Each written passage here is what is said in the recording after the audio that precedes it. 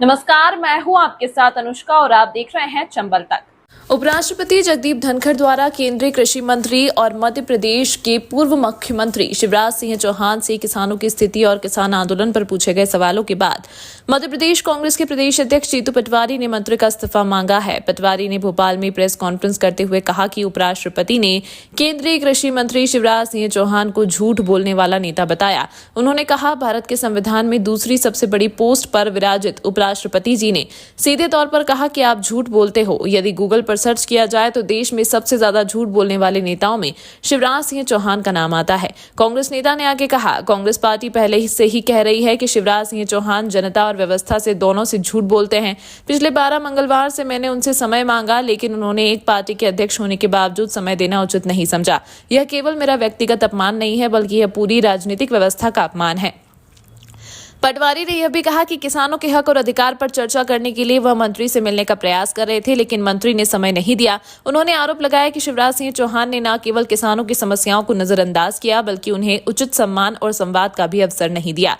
कांग्रेस ने उपराष्ट्रपति के बयान के बाद शिवराज सिंह चौहान पर हमला बोलते हुए उनकी नैतिक जिम्मेदारी तय करने की बात की। जीतू पटवारी ने शिवराज के इस्तीफे की मांग करते हुए कहा, अगर उपराष्ट्रपति जैसे संवैधानिक पद पर बैठे व्यक्ति ने किसानों के मुद्दे पर केंद्र और राज्य सरकार के कृषि मंत्री की पोल खोली है तो यह एक गंभीर मामला है। ऐसे में मंत्री की जिम्मेदारी बनती है कि वे इस्तीफा दें। अब सारी बातें जीतू पटवारी ने क्यों शिवराज पर आरोप लगाया, ये वीडियो चंबल तक न्यूज पर देखें। संविधान में प्रदत्त दूसरे नंबर की पोस्ट के विराजित व्यक्ति उपराष्ट्रपति धनखड़ जी ने हमारे प्रदेश के पूर्व मुख्यमंत्री और देश के कृषि मंत्री शिवराज सिंह चौहान जी को वही बात कही जो हम लगातार कई सालों से कहते आए हैं कि अगर इस देश में कोई एक राजनीतिक व्यक्ति सबसे ज्यादा झूठ बोलने वाला कोई है तो वो शिवराज सिंह जी चौहान है। उनको अगर गूगल करके देखो तो सबसे झूठ बोलने वाला व्यक्ति कौन, तो शिवराज जी चौहान साहब का नाम आता है।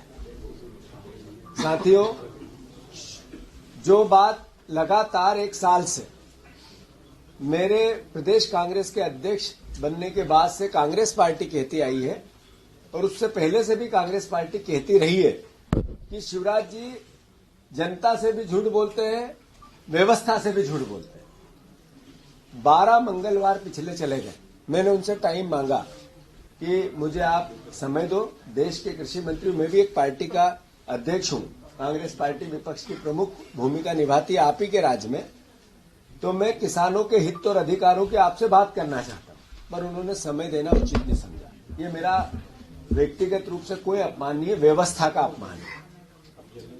मैं शिवराज सिंह जी चौहान को अगर थोड़ा सा भी राजनीतिक रूप से मर्यादा बची हो तो देश के उपराष्ट्रपति ने आपके काम के तरीके पे सवाल उठाए और ये कहा है कि आप कर क्या रहे हो।